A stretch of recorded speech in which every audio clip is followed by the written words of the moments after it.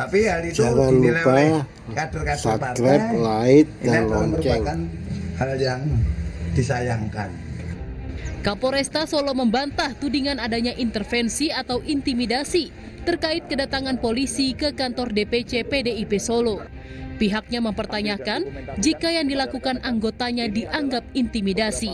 Pasalnya, patroli serupa juga dilakukan ke kantor parpol lainnya di kota Solo. Jika beliau yang menyatakan merasa ada intervensi, saat ini sampai dengan detik ini saya tidak memahami intervensi seperti apa, karena sekali lagi saya jelaskan kehadiran polisi adalah untuk berpatroli dan tidak ada kontak antara polisi dengan siapapun di lokasi tersebut. Tidak ada intervensi apapun, apalagi arahan-arahan tertentu tidak ada. Menanggapi hal ini, Kepala Staf Kepresidenan Muldoko memastikan TNI Polri bersikap netral.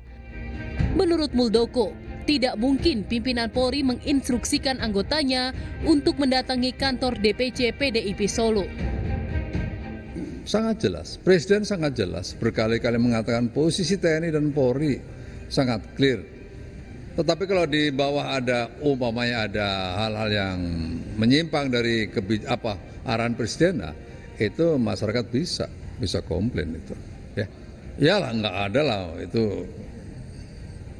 Sama sekali nggak ada lah seorang pimpinan di TNI Polri yang memberikan petunjuk, apalagi ini berkaitan dengan partai politik ya, yang saya pahami selama ini nol lah itu, jauh sekali itu. Selain harus bersikap netral, Muldoko pun menerangkan TNI Polri tak boleh menggunakan sarana prasarana yang dimiliki untuk kepentingan politik praktis. Namun apabila terjadi pelanggaran dalam penerapannya, maka masyarakat harus mengawasinya dan bisa melayangkan protes. Tim Liputan Kompas TV.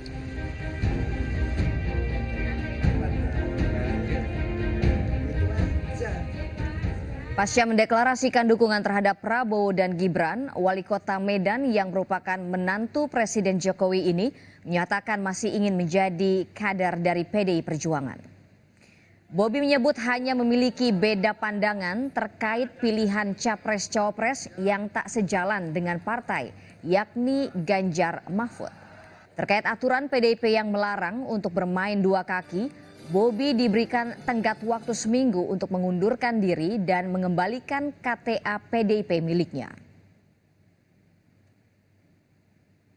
Artinya Bapak akan menyerahkan KTA Bapak segera?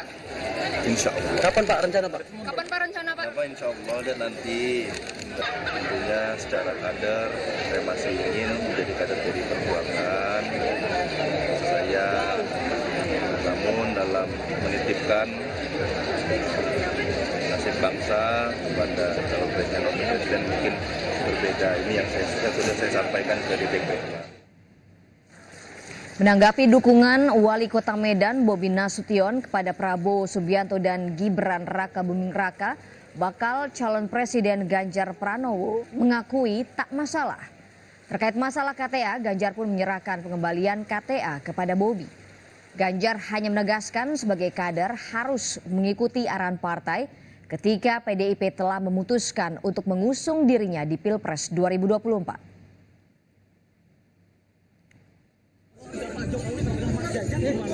Menurut Bapak, Bobi harus mundur nggak Pak? Ya? Bobi harus mundur nggak Pak? Bobi harus mundur nggak Pak? Balikin KTA. Kader PDI Perjuangan yang diajukan saya, maka sebaiknya mengikuti keputusan kita atau silakan mencari cara lain. Menteri Pertahanan Prabowo Subianto Kamis siang mengunjungi Akademi Militer Magelang, Jawa Tengah. Ia meresmikan ruang makan untuk Taruna Akmil.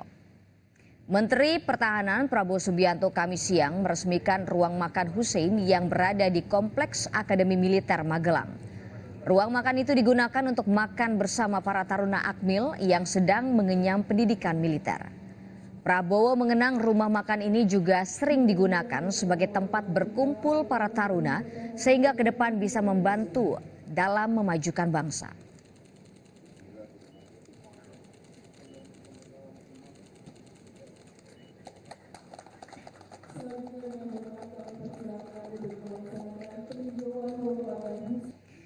Saudara, Kamis kemarin Komisi 1 DPR menggelar rapat kerja dengan Badan Intelijen Negara.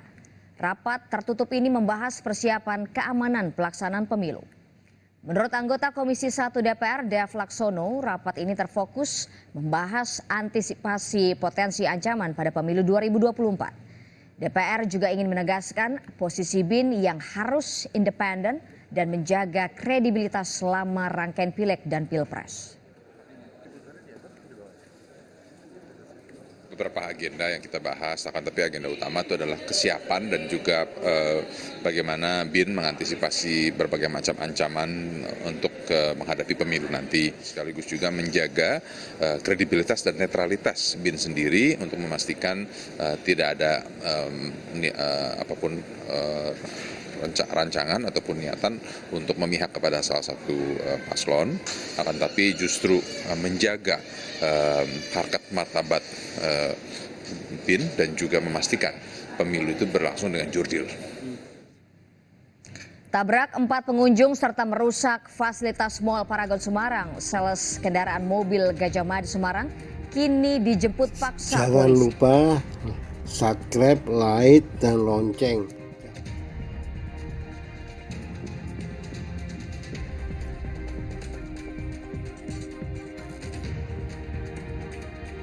Timnas Indonesia di bawah usia 17 tahun siap menghadapi laga perdana Piala Dunia U17 FIFA Indonesia 2023 melawan Ekuador yang akan digelar di Stadion Gelora Bung Tomo Surabaya 10 November hari ini.